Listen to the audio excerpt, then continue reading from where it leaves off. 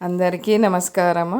ఇంక ఈ రోజులల్లో కూర వండామా తిన్నామా అంటే కలిసేటట్లేదు. ఇక అన్నీ చూసుకొని ఎందులో ఏముంటుంది, ఏ విటమిన్ ఉంటుంది, ఏ ప్రోటీన్ ఉంటుంది, ఇంకా ఐరన్ ఏముంటుంది అని చూసి రోజు అన్నీ కొలుసుకొని వండుకునే రోజులు ఈ రోజులు. ఇంకా పెద్దవాళ్ళు అయితే ఏదో కూర వండుకున్నాము తిన్నాము అయిపోయింది, వాళ్ళే అంత బలంగా ఉండేది. ఇప్పుడైతే మనం రోజు విటమిన్లు, ప్రోటీన్లు, ఐరను అన్నీ మనము జోక్కొని తిన్నట్టుగానే ఉన్నది ఈ రోజులల్లో. ఇంకా అలా చూసి వెతికి వండుకోవాలి కలిపి. మళ్ళీ కలుపుడు కూడా ఎవి వేసుకుంటే బాగుంటుంది, ఎవి వేయకపోతే బాగుంటుంది. అన్నీ కలిపామంటే కలిపితే టేస్ట్ రాదు. ఎవి కలపాలో అవి కలిపితేనే టేస్ట్ ఉంటుంది, తినేలాగా ఉంటుంది కర్రీ. ఇంక ఇవి అయితే మనకు షాప్లో గ్రీను శనగలు అయితే దొరికినాయి. అవి పడితే తెచ్చుకున్నాము మేము, చాలా రోజులు అయింది. అప్పుడప్పుడు ఉడకబెట్టుకోవడానికి అయితే మంచిగా టేస్టే ఉన్నాయి. పెసళ్ళు, ఇటు ఎర్ర కందులు, కొన్ని సోయా, మనకు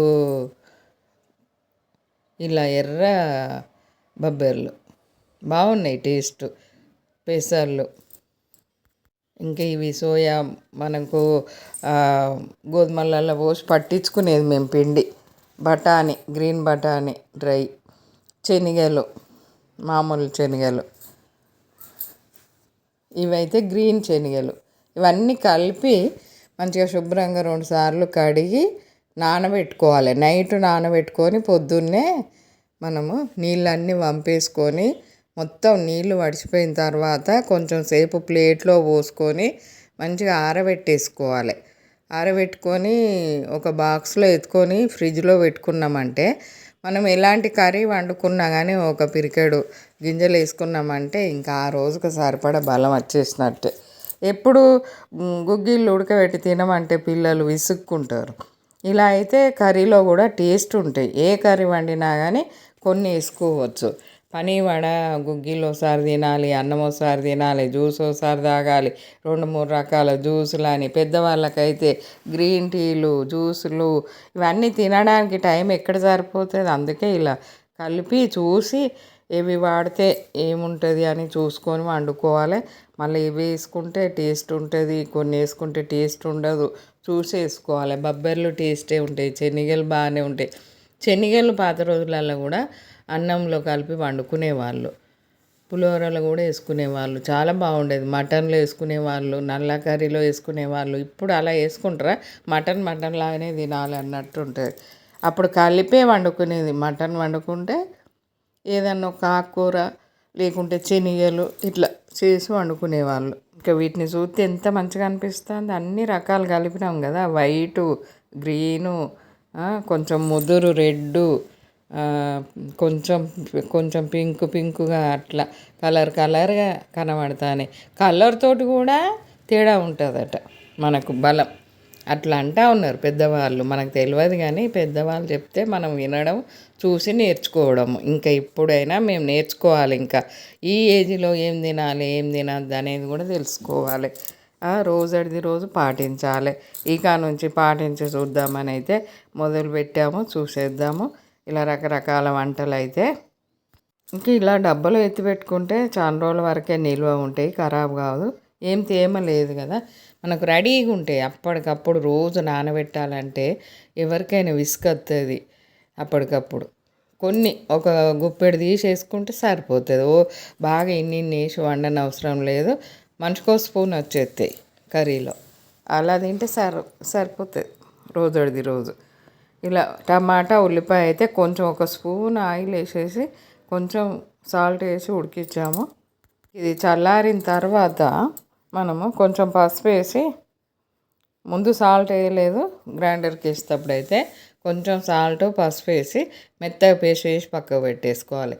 ఇంకే మిల్ మేకర్ అయితే అందరికీ తెలిసిన విషయమే. వేడి నీళ్ళు మసులుతూ ఉంటే వేడి నీళ్ళల్లో వేసి పంపి పక్కకు పెట్టేసాము. ఇలా ఆయిల్ పొయ్యి మీద పెట్టేసుకొని ఇంకో కొంచెం తక్కువ వేసుకుంటే వేసుకోవచ్చు, ఏం కాదు, కర్రీ బాగానే ఉంటుంది. అందులో అన్ని గరం మసాలాలు, అనాసపువ్వు, మరాఠీ మొగ్గ, సాజీర, లవంగ, ఇలాచి, పట్ట, జీలకర్ర, ఆవాలు వేసిన తర్వాత చిన్న ఉల్లిపాయ, 2 పచ్చిమిర్చి, కొత్తిమీర, కరివేపాకు, పుదీనా ఇవన్నీ ఇట్లా వేసి ఇగో ఈ కలర్ వచ్చే వరకు వేగనియాలి. మంచి స్మెల్ అయితే వచ్చేస్తుంది. ఇప్పుడు మనం నానబెట్టిన గింజలు 2 గుప్పిళ్ళు వేసాము. మిల్ మేకర్ కూడా వేసేసాము. వేసి మంచిగా కలిపి నూనెలా మంచిగా ఉడకనిచ్చేయాలి.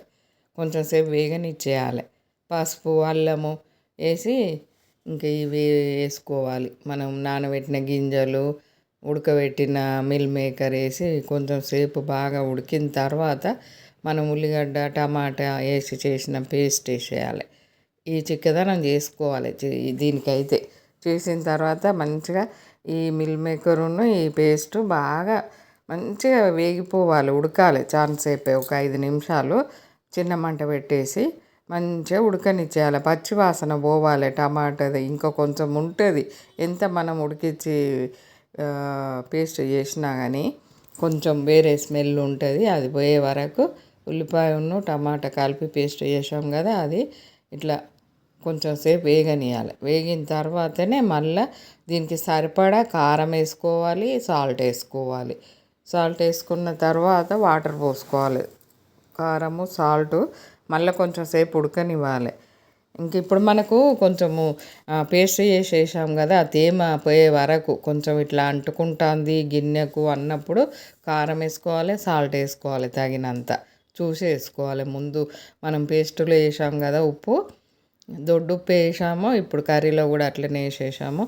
ఇంక ఇవి అయితే గుమ్మడి గింజలు, ఇవి కూడా నైట్ నానబెట్టుకొని పొద్దున ఇలా కర్రీ వండుకునేటప్పుడు వేసేసుకోవాలి.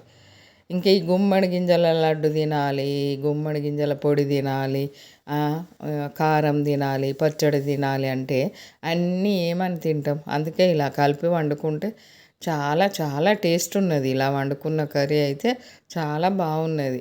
తినరాకుంటుంటేనేమో మనం ఏమేసి వండుతాంలే అనుకోవచ్చు, కానీ చాలా టేస్ట్ ఉన్నది. మేము కూడా గుమ్మడి గింజలు అయితే ఎట్లుంటుందో ఏమో కర్రీలా అని అనుకున్నాం, కానీ బాగున్నాయి. గుమ్మడి గింజలు ఇందులో ఉడికి చాలా టేస్ట్ ఉన్నాయి. ఇంకా ఇట్లా కొంచెం ఈ లూజు ఉండేటట్టు వాటర్ పోసేసుకోవాలి. మనం పేస్ట్ వేసినాం కదా గ్రైండర్లో, ఇంకా అదే కడిగి పోసేసాము. ఇది కొంచెం చిన్న మంట మీద కొంచెం సేపు ఉడికిన తర్వాత మళ్ళీ కొంచెం ధనియా పొడి వేసుకోవాలి. ఈ లూజు ఉండాలి. కొంచెం లూజ్గానే ఉండాలి కర్రీ, మరీ గట్టిగా ఉండకూడదు. ఈ కర్రీని ఉడికితే చాలా బాగుంటుంది. కొంచెం పైన కొంచెం ఎర్రకట్టు వచ్చే వరకు ఉడకనిచ్చేసి ఇంకా ఈ ధనియా పొడి వేసుకోవాలి, కొత్తిమీర వేసుకోవాలి.